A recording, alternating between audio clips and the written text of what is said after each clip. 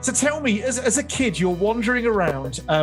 Now, I've got a little daughter, and I don't know much about foraging. I'll be honest, but when we're away places and she comes in with handfuls of mushrooms, I kind of get a cold shiver that goes down my spine.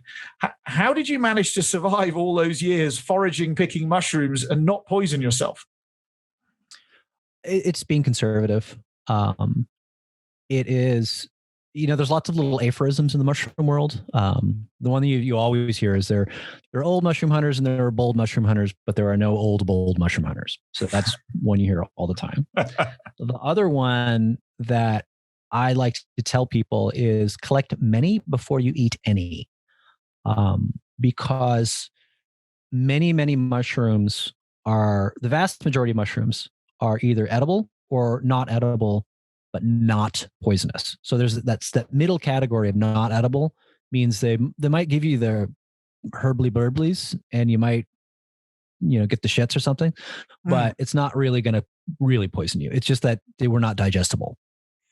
And that is the vast majority of mushrooms in the world. So mushrooms are basically like human beings in the sense that 2% should be sainted, 2% should be flushed down the toilet, and everybody else is on a bell curve in between. So mushrooms are exactly the same. There are a very small percentage of mushrooms that I will travel hundreds of miles to go look for. And there are some very small percentage of mushrooms that will kill you dead. And there are a bigger percentage of mushrooms that they're nice, they're good. I'll pick them if they're around. And similarly, there's a bunch of mushrooms you're probably going to go to the hospital. And then there's another set of mushrooms that if they're there and I'm hungry, sure, I'll eat them because they're okay. And then on the other side, they're like, yeah, they're kind of toxic, but you'll probably barf. And that's about it.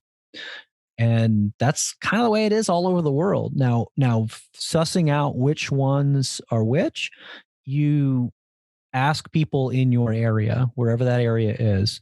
There are mycological societies all over the world, and find one that is relevant to your area. And they usually have Facebook groups, and they usually have forums and meetings and things called a foray, which if you're into it, you just join the foray. And basically a foray is you meet at a spot, everybody fans out and picks every mushroom you can find, and they bring them all back.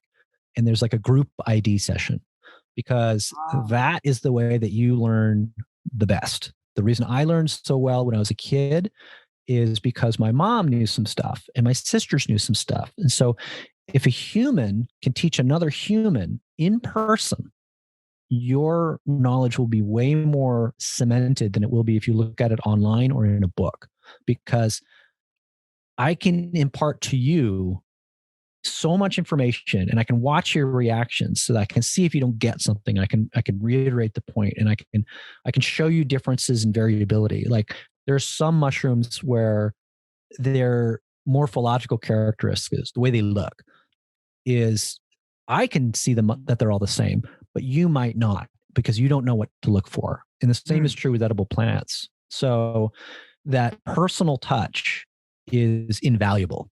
And that's, as a parent, I would continue to say, don't eat them, because that's what my mom did, until we would learn, okay, this is the one that you want. And you know what's really cool?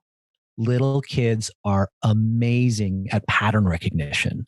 So if you teach your kid that this is what to look for this particular plant or mushroom or whatever, and do it more than once, and so you'll get that kid will get it, that she'll grok it. And then she'll be better than you at finding them. You're so right about the pattern. Like, I've got a 4-year-old daughter, and she can wander around our backyard. We've got quite a big backyard, but she can name every fruit tree, every bush, every flower. Not in Latin, but she can tell you what's what. And now she's getting into the seasonality of the different fruits and different things that come off the trees and bushes at different times of the year. And she knows it all. She says, "Oh, Daddy, the plums are coming next." And she knows that because she's just seen the blossom. It's incredible to watch these little things do stuff like that. It is a huge thing, and that your daughter has a great, huge leg up. And one of the things I often tell people who are interested in gathering is that you're probably green blind. which is to say that you see green, but you don't see what the green is. You see a tree, or you see a plant, or you see a bush, and you don't really have the mental architecture to determine what it is. But that's not because you're dumb. It's just because you haven't started to build that architecture. So my mom, one of the great things in my education as a little kid was exactly what your daughter has, which is to say that is not just a tree, that's an elm.